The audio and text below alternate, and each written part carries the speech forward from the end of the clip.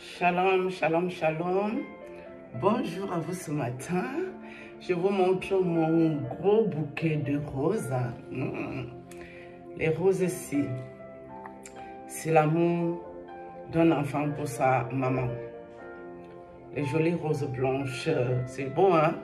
Wow. On vous offre les fleurs, maman, vous là? Est-ce qu'on vous offre les fleurs? Vous avez vu le bouquet? Waouh! Regardez. C'est chouette, hein? C'est joli tout ça, hein? Waouh! C'est mon beau-fils qui me les a offerts, ces roses. Mon beau-fils. L'amour d'un enfant pour sa maman. Mon beau-fils qui me les a offertes, ces roses. Il m'a offert les roses hier, un lourd paquet de roses. Sachant qu'ici, les roses coûtent très très cher, hein?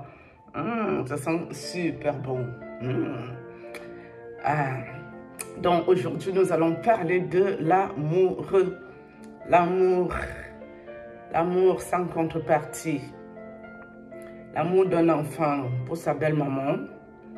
L'amour d'un enfant pour sa mère. L'amour d'une femme pour son mari. L'amour d'un mari pour son épouse. L'amour d'une soeur pour sa soeur, pour son frère. L'amour familial, fraternel. L'amour que tu veux aimer même un inconnu, une inconnue.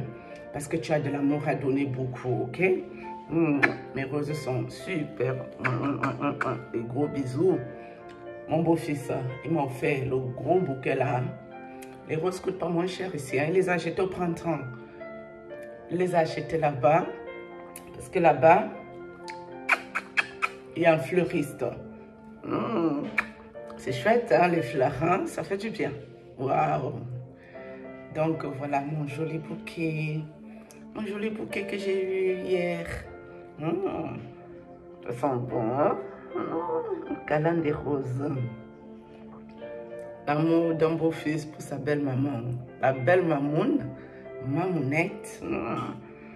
On vous offre les roses même. Qui va vous offrir les roses? Vous servez à quoi?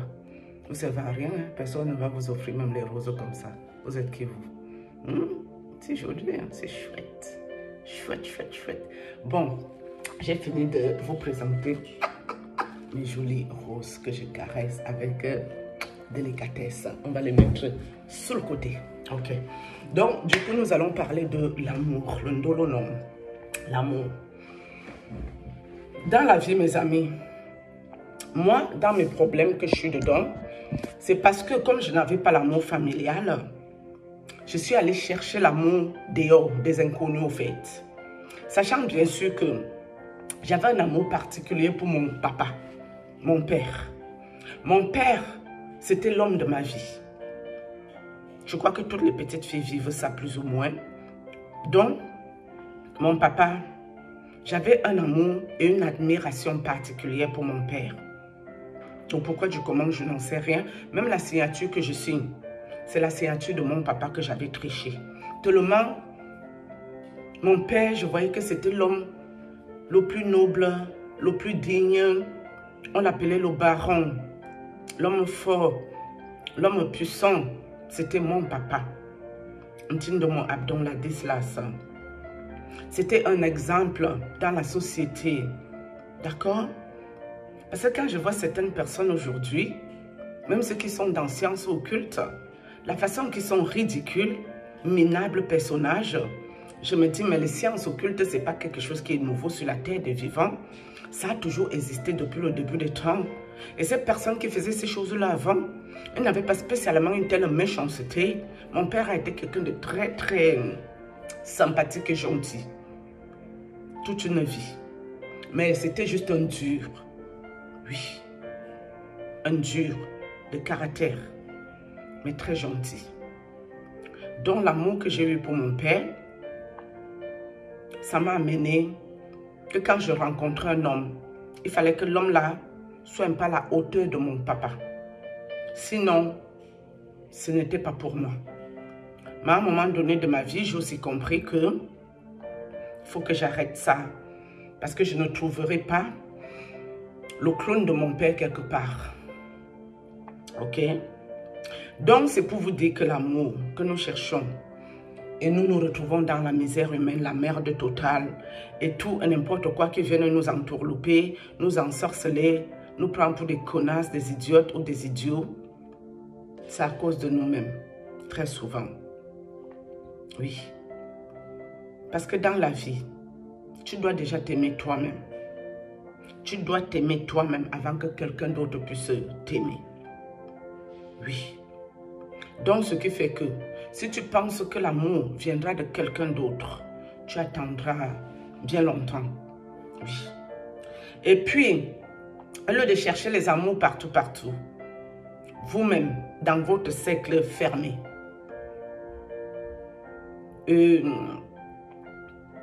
éduquez vos enfants dans l'amour.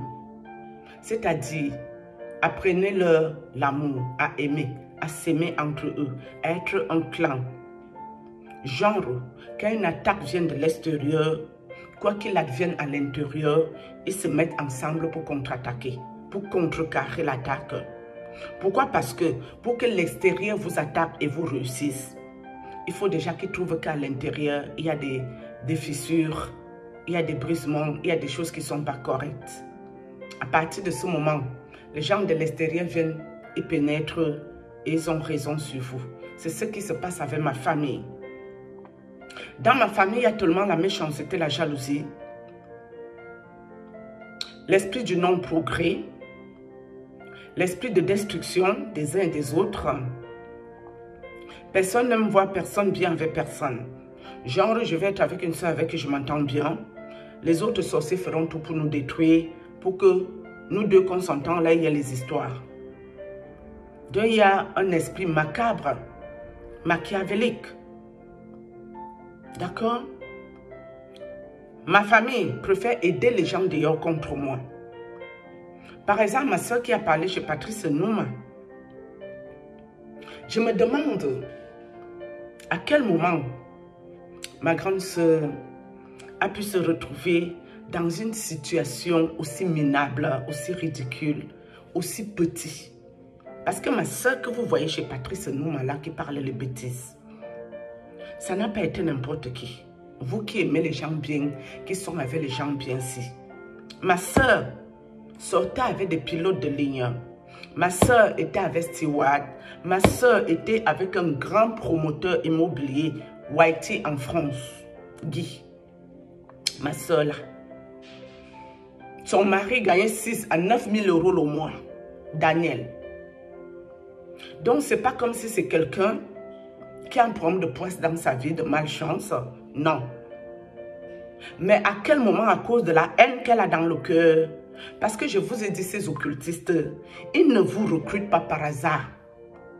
Ce que vous aimez vous-même là, c'est ça qu'ils vous proposent. Et si vous n'avez pas du caractère, vous tombez dans le panneau. À quel moment ma soeur, d'un tel calibre, peut se retrouver avec un minable personnage, une connerie comme Patrice Nouma? À quel moment c'est possible? Même pour moi, ce n'est pas envisageable. Certes, avant Patrice Nouma, ma soeur m'a beaucoup attaqué. Depuis qu'elle est venue en France, elle est derrière mes fesses à humer. Si ça sent bon, mes fesses ne sentent pas bon. Ça sent à la rose là. C'est comme tout le monde est. Tu mets le doigt, tu humes, ça sent que les fleurs d'anus. C'est fleur d'anus qui est ici. Ce n'est pas la rose qui est là. Faux. Vous-même, vous derrière, faites le test. Si moi, je suis ici pour vous dévergonder vos oreilles ou je vous raconte une histoire qui n'est pas réelle, mettez le doigt. Vous sortez ça, vous humez ça, très bien. Vous venez me dire ici comme si vous sentez la rose là-bas, moi c'est le fleur d'anus qui est là. La fleur d'anus, point. Donc ma soeur hume mes fesses. Depuis qu'elle est arrivée en Europe, que je l'ai fait venir. Je ne sais pas pourquoi je l'énerve, pourquoi elle me déteste, pourquoi elle me veut tant de mal. Au point, c'est son propre mal qui l'a amené chez Patrice Nouma. Crois que comme Patrice Nouma est un maître occulte, Patrice Nouma lui peut venir m'éteindre. C'était ça le seul but. Mais regardez dans quoi ils ont mis ma soeur, à se ridiculiser. À venir demander pardon, même aux gens qu'elle ne connaît pas. Parce que les pardons là, c'est le même groupe. Science occulte qui est là, tous les noms qu'elle cite là, c'est le groupe qui est là. À quel moment? Moi, je peux être fière de m'asseoir ici, voir ma soeur dans les réseaux sociaux, Demander pardon aux gens qu'elle n'est pas censée connaître dans la vraie vie, ça ne me plaît pas du tout. Parce que moi là, je ne peux pas m'asseoir ici, demander pardon à ces gens jusqu'à ce que la terre finisse. Jamais. Je peux demander pardon à quelqu'un qui commente ici sur ma chaîne. Si peut-être tu as fait un commentaire que j'ai mal compris et que je t'ai mal répondu ici et que tu me le dis, je vais allumer ma caméra pour m'excuser de mon comportement à ton égard. Mais tous ces faux gens qu'elle a demandé pardon, c'est les groupes des sorciers. Enfin, sauf ceux qui ne m'ont rien fait. Valzero, JP Remingo ne m'ont jamais attaqué. Mais le reste là, c'est les groupes. Mais pourquoi le nom de Valzero et l'autre se retrouve, JP se retrouve dedans? Je n'en sais rien, ils doivent être aussi dans le même groupe-ci. Oui, même groupe occulte-ci. À quel moment ma grande sœur, qui ne pouvait pas sortir avec la qualité de homme-ci, ça allait commencer comment pour que ma soeur que vous voyez chez Patrice Noumassi, depuis qu'elle est arrivée en France, je vous parlais, pas la vie du Cameroun. Le Cameroun, c'est une autre affaire. Depuis qu'elle est en France ici avec nous, c'est quelqu'un qui était avec un pilote de ligne qui habitait, je crois, du côté de Bordeaux, quelque chose. Ma soeur prenait le billet d'avion vendredi, plus de 500 € le billet d'avion, pour aller à Bordeaux pour le week-end chez le pilote de ligne. D'accord? Je crois que le monsieur s'appelait Robert. Le Whitey là. Donc à quel moment tu quittes le grand promoteur immobilier de France, un Whitey, les stewards, tu quittes tous ces gens pour te retrouver avec un minable personnage qui raconte des conneries dans les réseaux sociaux depuis le début du temps des colons, le temps de Aïdjo. Oui, c'est lui qui nous disait qu'il avait commencé ça que depuis le temps d'Aïdjo, plus de 30 ans. C'est le type là qui raconte les bêtises.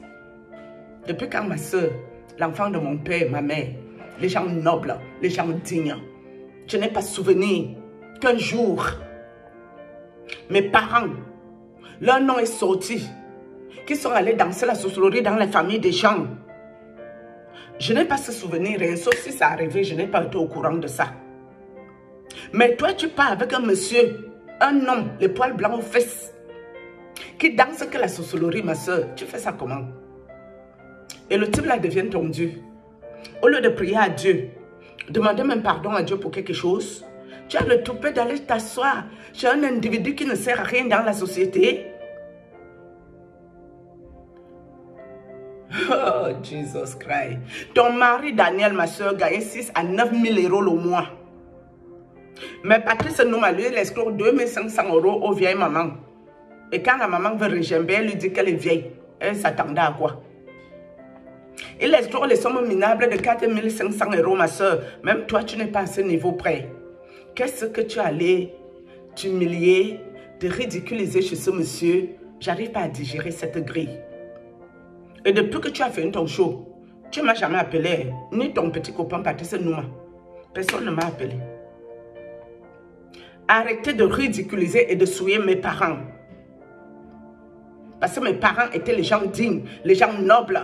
Quand vous entrez dans vos séances occultes, restez avec vos affaires dans votre coin.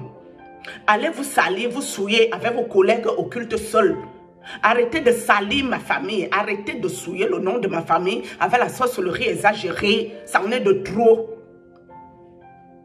Respectez la mémoire des gens qui se sont comportés dans leur vie, qui ont eu une certaine dignité. Même s'ils étaient sorciers, mes parents, mais ils n'avaient pas ce genre de comportement. Laissez mes parents tranquilles, reposer en paix. Vous pensez que les morts sont morts, nécromancie. Vous croyez que mes parents couchés, où ils sont là? Ils sont fiers de ça là. Ils sont contents de te voir. Toi, ma soeur, si chez Patrice Nouma. Patrice Nouma, c'est qui devant mes parents, ma soeur? Ton grand frère était colonel, commandant de compagnie des moyens opérationnels. Tchungé Abdon. Il a fait ses études en Europe pour piloter les avions de chasse. Donc Patrice Nouma, il connaît les boutons qu'il faut appuyer dans un avion. Il était caporal, il a dit qu'il était capitaine. S'il était capitaine, je lui donne mon café de capitaine ici, au calme. S'il était capitaine, capitaine Mopé, je crois que c'était capitaine Mopé. Je crois que Patrice Nouma, c'est capitaine Mopé qui est ici.